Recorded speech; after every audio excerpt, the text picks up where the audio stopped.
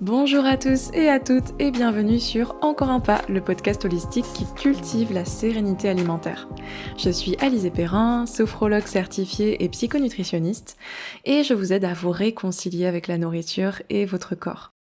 Aujourd'hui, on se retrouve avec Amélie Carlo-Chichou, diététicienne, et on va parler donc de comment retrouver la simplicité dans l'acte de manger. Je te laisse te présenter d'abord. Bonjour, donc moi c'est Amélie effectivement Carlo-Chichou. Je suis diététicienne depuis 2018 et je suis formée aux troubles alimentaires et j'ai rencontré Alizée dans le DU qu'on a fait ensemble l'année dernière, psychologie et pédagogie du comportement alimentaire. Donc du coup, grâce à ce DU et plein d'autres formations, j'ai une approche qui est vraiment inclusive, décentrée du poids, qui prend en compte le comportement alimentaire, la psychologie dans l'acte de manger, etc. Pas du tout dans l'approche classique ou avec rééquilibrage alimentaire, perte de poids, etc.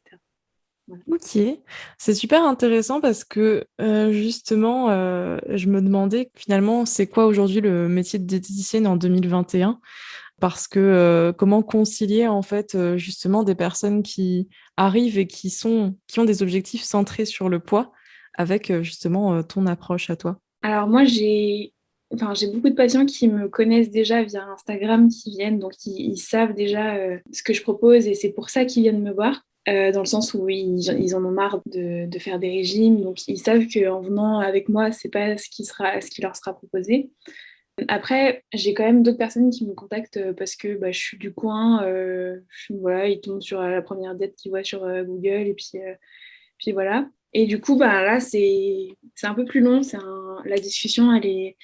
Enfin, la première séance, elle passe beaucoup par la discussion, justement, pour expliquer cette méthode. C'est mon point de vue, en fait, en tant que diète, de ne pas centrer sur le poids. Et ouais, des fois, c'est un peu difficile de les décentrer, justement. Ouais, de leur dire que... Enfin, en fait, ils Mmh. ont ce besoin-là et je comprends tout à fait qu'ils aient envie de perdre du poids parce que c'est ce que leur médecin leur dit, c'est ce que la société leur demande, etc. Donc, moi, je comprends tout à fait qu'ils aient cette peur de ne pas perdre ou cette peur de grossir encore, etc. Et du coup, c'est un peu un jeu d'équilibriste entre répondre à leurs besoins et en même temps les emmener vers là où moi je pense que c'est le mieux pour eux, à savoir justement apaiser sa relation à l'alimentation, dédiaboliser les Mmh. aliments, etc. Et en fait, l'idée générale, c'est de faire dériver le poids vers un poids de forme un poids auquel le corps est bien. Mais des fois, c'est compliqué, la discussion, elle est longue. Ouais. Ouais et puis au final, je me dis, finalement j'ai même des personnes qui me demandent mais, enfin en gros elles ont l'air de se sentir coupables quand elles me disent: «Mais je veux quand même perdre du poids». Au final, l'objectif de perte de poids, c'est pas ça qui est «mal» entre guillemets, enfin c'est pas mal, c'est juste le fait que ce soit complètement centré là-dessus. Alors qu'au final, un poids, qui va se stabiliser durablement, enfin glisser durablement vers son poids d'équilibre, c'est plutôt guérir sa relation à l'alimentation et c'est juste, se centrer sur l'objectif perte de poids, c'est finalement se focaliser sur, focaliser son énergie sur le mauvais objectif, on va dire, même si c'est pas quelque chose de mal. C'est vrai que moi, en fait, souvent, ce que je leur demande, c'est vous voulez perdre du poids ou vous voulez être en bonne santé, en fait. Mmh. Ouais. Et du coup, comme ça, ils voient bien que moi, je fais vraiment la différence entre les deux. C'est un peu direct, hein. Des fois, je le mets avec des formes, mais, mais ouais, c'est ça, en fait. Quand on se focalise que sur le poids, on a beau croire que c'est pour sa santé, en fait, c'est juste pour du poids. Enfin, Mmh. voilà, c'est le poids, c'est différent de la santé, et ça, faut qu'ils l'entendent. Après, du coup, on discute sur le fait de eh ben, tous les régimes que vous avez fait avant, est-ce que ça vous a permis d'être en meilleure santé? Mmh. Est-ce que ça vous a aidé à perdre du poids aussi? Parce qu'en général, c'est pas le cas. Enfin, c'est pas mal de vouloir perdre du poids, ça je pense que c'est vraiment la société qui le Mmh. demande. C'est intéressant ce que tu dis parce que finalement, quand on cherche à se détacher de la culture des régimes, c'est intéressant du coup de se poser la question, quand on a du mal à arrêter avec les restrictions finalement, parce que c'est un peu un cercle vicieux, on a du mal à en sortir et c'est intéressant du coup de se poser cette question: «Est-ce que ça m'a amené à être en meilleure santé? Est-ce que je me sentais mieux après et cetera? Est-ce que ça a tenu? Enfin, est-ce que sur le long terme mon poids il s'est maintenu?»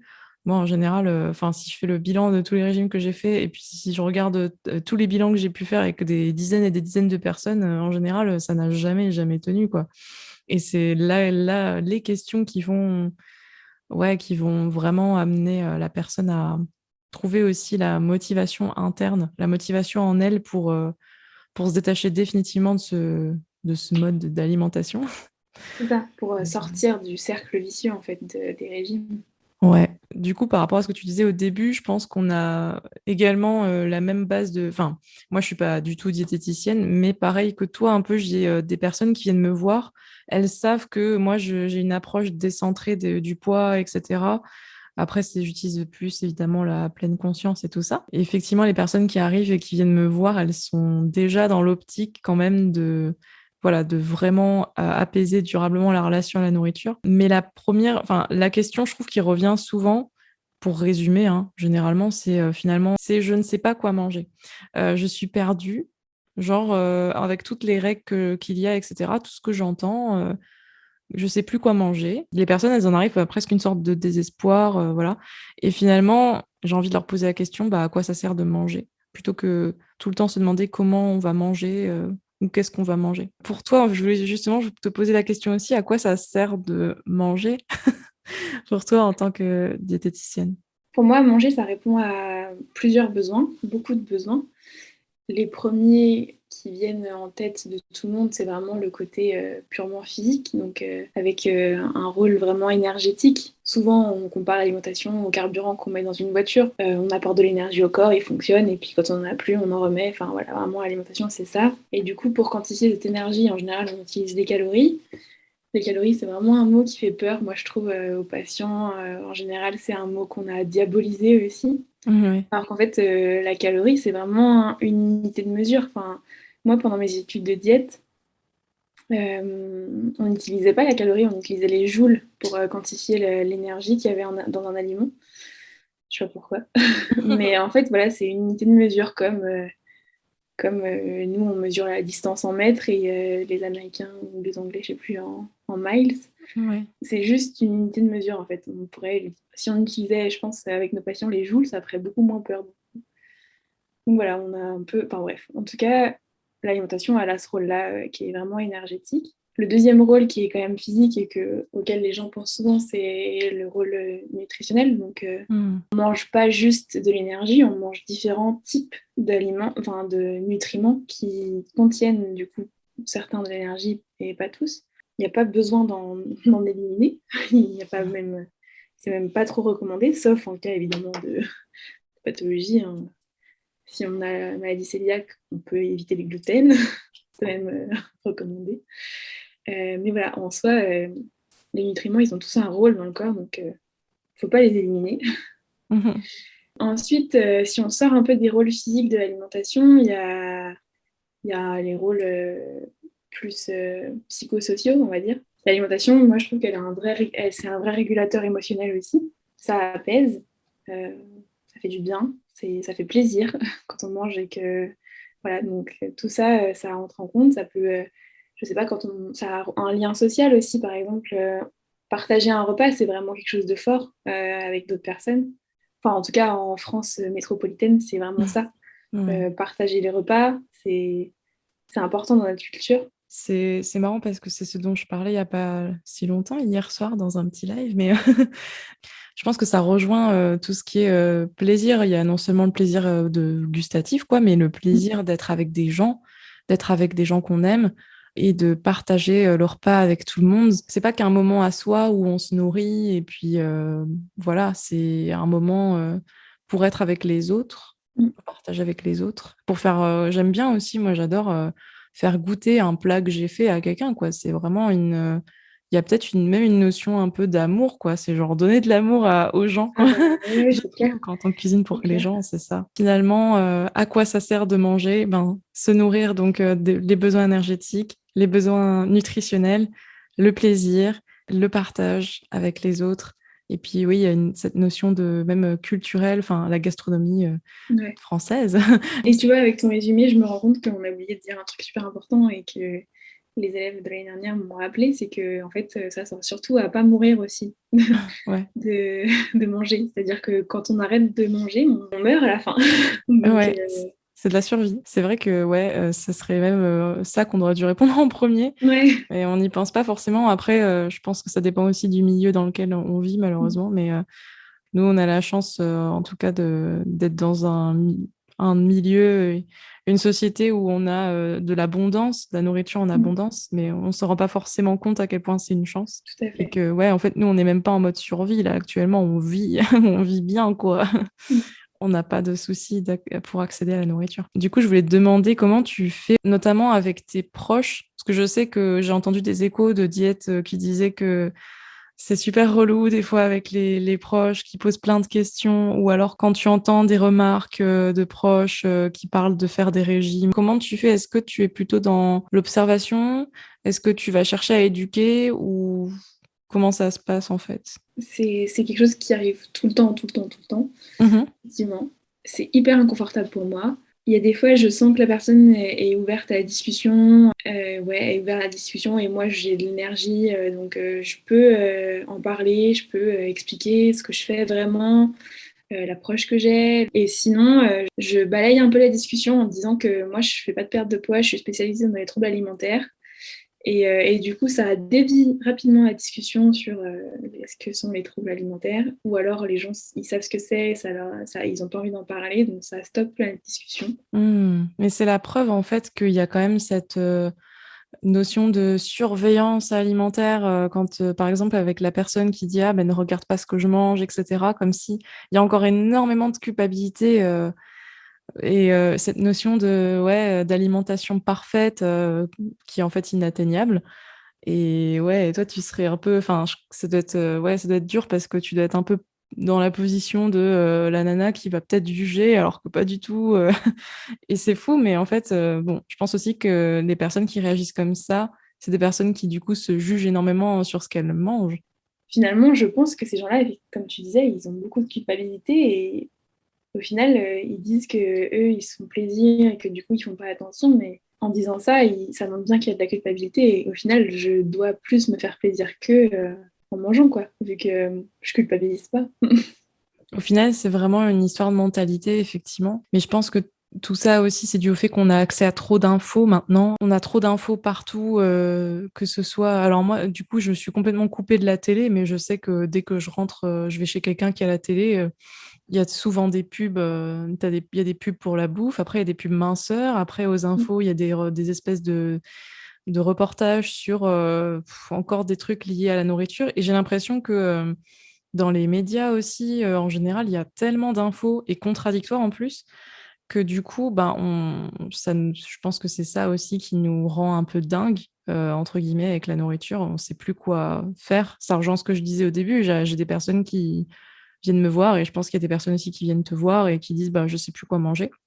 Du coup, je voulais te demander, toi, qu'est-ce que tu conseillerais pour prendre du recul par rapport à toutes ces infos, à ce trop plein d'infos? Bah déjà, je trouve que les infos diètes, c'est vraiment hyper récent. Je veux dire, enfin, dans l'histoire de l'humanité, je veux dire, avant le XXe siècle, on s'en fichait royalement de tout ça. Enfin, vraiment, c'était un non-sujet. Enfin, on n'en parlait pas, quoi. Et en fait, à partir du moment où, je crois que c'est avec les guerres mondiales, on a dû bosser un peu sur les aliments pour les conserver, etc.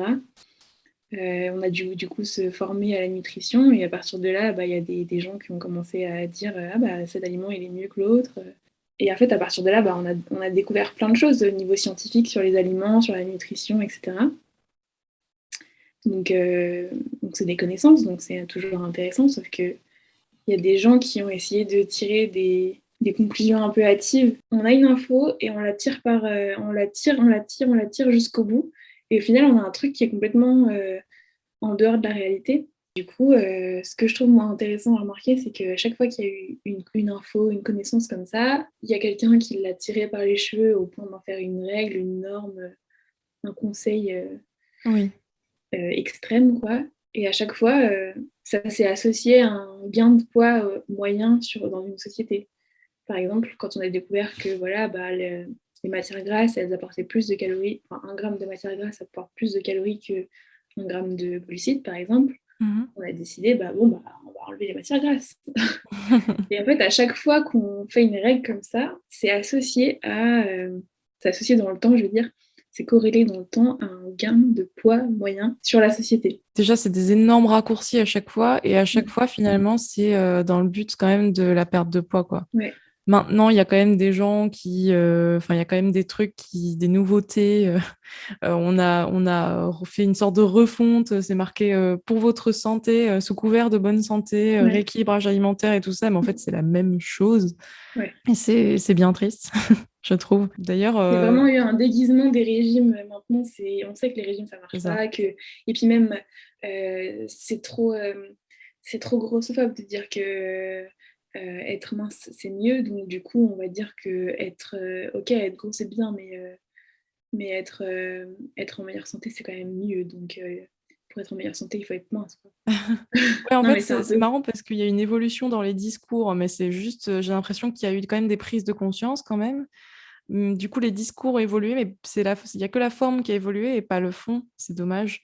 Mais au moins, ça prouve qu'il y a quand même des choses qui ont été entendues et je me dis, c'est peut-être les prémices de, je l'espère, plus de mouvement dans tout ça, quoi. En tout cas, du coup, ouais, avec toute cette succession d'infos là qui a été simplifiée à l'extrême et donc on a tiré des règles, Hmm. le poids toujours des gens a augmenté et du coup, au bout d'un moment, c'est les gouvernements qui ont décidé d'inventer le concept d'épidémie de l'obésité. Et du coup, à partir de là, bah, il y a eu des plans au niveau gouvernemental pour éduquer les gens, en fait, pour lutter contre cette épidémie. Donc en France, on a le PNNS, le Plan National Nutrition Santé, là, c'est ceux qui font les pubs, ne pas grignoter entre les repas, ne mangez pas trop gras, trop salé, trop sucré, D'accord. manger, bouger, tout ça, c'est eux. Et du coup, bah, c'est comme ça que du coup, les infos nutritionnelles, elles ont commencé à arriver, je pense, chez nous. Chez nous, ouais, c'est ça. Et, euh, et du coup, c'est ça qui fait qu'il y a de plus en plus d'infos qui arrivent et on ne sait pas faire le tri, surtout que en fait, la science, elle évolue, donc les connaissances évoluent. Donc il y a 5 ans, on disait une chose et puis maintenant, on dit une autre chose. Et du coup, bah, les gens, ils sont forcément perdus. Mhm. Mais en plus de ça, ce que tu dis par rapport à justement l'épidémie, entre guillemets, d'obésité, Ouais. c'est arrivé, effectivement, je crois, à la fin des années 90. Et puis, entre-temps, dans la foulée, enfin, du coup, il y a eu des tas de gens qui, et encore aujourd'hui, bien sûr, se mettent au régime, etc., et testent les tas de régimes, enfin, voilà, parmi les plus connus, où je pense qu'on les connaît tous. Et maintenant, on est en train de enfin, il y a eu des études qui ont été faites il y a des années de ça, qui ont prouvé que ces régimes-là, justement, ne marchent pas sur le long terme. Et donc, on en est à là, quoi. Je trouve ça assez triste et même c'est extrêmement dangereux. J'avais une cliente qui m'avait dit qu'en fait, elle avait fait des séances d'hypnose pour la dégoûter de la nourriture et notamment du sucre. Donc, dans ces séances d'hypnose, il y avait une séance notamment pour un travail pour faire en fait une visualisation. Et en gros, elle visualisait qu'elle avait un anneau gastrique. Donc ça, c'était pour réduire son appétit. Et il y en avait une autre qu'elle avait faite pour faire en sorte de lui faire croire, enfin, comment dire, je sais pas croire, mais tu vois ce que je veux dire, de mettre dans son esprit que le sucre, c'est du sable ou du verre pilé ou quelque chose comme ça. Voilà, et j'ai trouvé ça, mais violent. Et pareil, ça, c'était vraiment pour moi la traduction d'une société complètement obsédée par la perte de poids à tout prix, quoi, au point de faire exprès des séances d'hypnose pour se dégoûter de la nourriture et penser que le sucre, c'est du verre pilé. Je veux savoir si tu avais déjà entendu parler de ça et qu'est-ce que tu en penses, toi, de ton côté? Alors, non, je j'avais jamais entendu parler de ça. Non. J'ai entendu beaucoup de choses hein, sur les gens qui étaient prêts à faire perdre du poids, hein. Il y a une période où on donnait des amphétamines aux gens pour leur faire perdre du poids. Il y a eu alors peut-être pas en France, mais aux États-Unis, il y a eu des pilules avec le ver solitaire dedans pour pouvoir faire perdre du poids. Ah ouais. En fait, c'était une plaquette. Il y avait un verre dans les 2 premières gélules, et puis ça durait 1 mois ou 2 mois. Et puis en fait, sur la dernière semaine, c'était de quoi le tuer, en fait, le ver solitaire. Mais donc voilà, donc il y a eu tout. Je pense que tout a existé, enfin tout va exister, ou tout. Enfin, les gens qui sont prêts à perdre du poids ou les gens qui sont prêts à vendre des choses pour faire perdre du poids, ils sont prêts à tout, vraiment. Donc ça m'étonne qu'à moitié. Mais la question, en fait, c'est pourquoi faire? Enfin, je veux dire, est-ce que ça a marché déjà? Apparemment, ça a marché sur le court terme, c'est-à-dire que pendant quelques semaines, effectivement, dégoûtée de la nourriture et mangeait beaucoup moins. Et puis au bout d'un moment, elle m'a expliqué que, et c'est pour ça qu'elle venait me voir en fait, elle m'a expliqué que ça s'était estompé l'effet des séances et qu'elle souhaitait finalement retrouver une alimentation plus saine dans le sens ne plus refaire ce type de séance et elle s'était rendue compte que c'était pas tenable sur le long terme. Et j'ai trouvé ça intéressant et du coup, ça a été un vrai travail de déconstruction là parce que cette cliente est arrivée au point où elle voulait ne plus avoir envie de nourriture, elle voulait contrôler totalement au point de que ce soit juste un remplissage sans aucune émotion, sans aucun partage au final. Et j'ai l'impression qu'il y a plein de personnes qui cherchent ce détachement. Alors que pour moi, c'est pas ça. On peut être détaché de la nourriture dans le sens ne plus être obsédé et y penser toute la journée. Mais il y a plein de personnes qui en fait rêveraient de... Ouais, et même moi, quand j'étais dans mes TCA, hein, je rêvais de me détacher complètement de la De plus nourriture, rien ressentir, d'en ouais. avoir rien à faire, Ouais. d'avoir jamais faim, ou alors quand Mm. j'avais faim, bah, de m'en fiche complètement.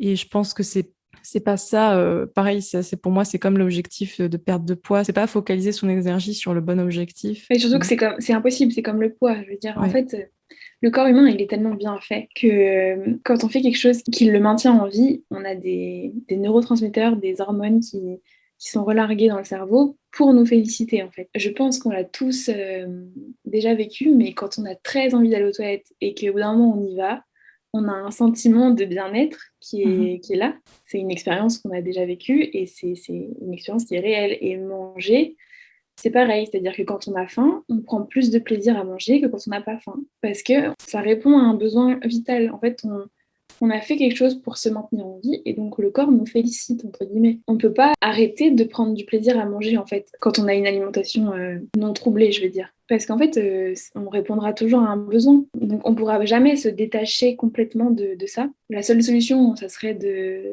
d'être nourri par poche tout le temps et du coup de ne jamais avoir faim, quoi.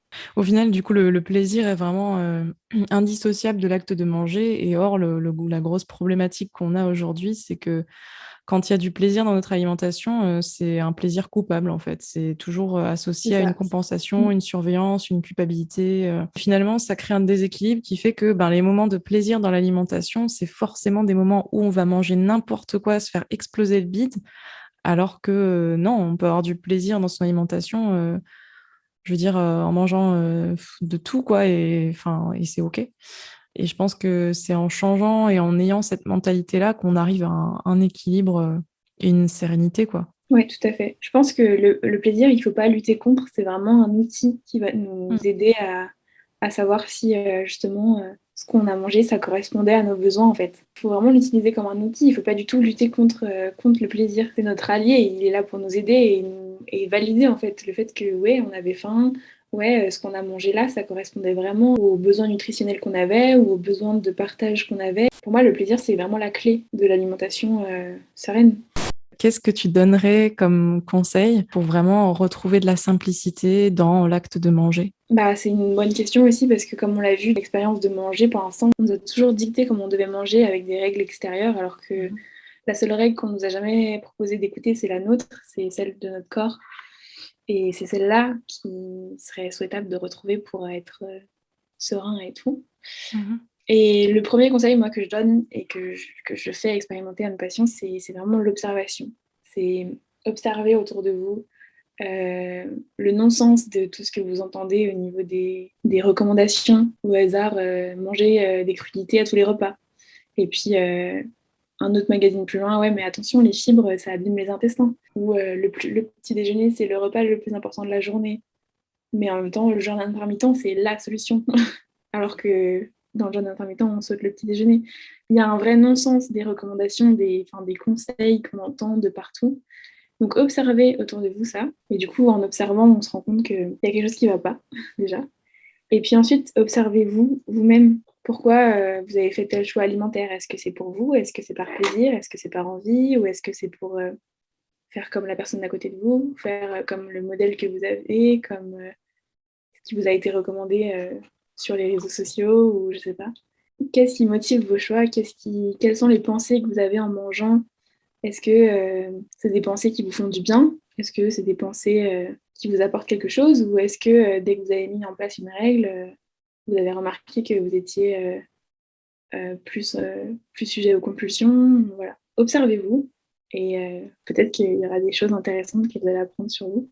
Au final, ouais, on peut dire que quand on retrouve son propre système alimentaire, c'est là où tout devient plus simple et plus fluide.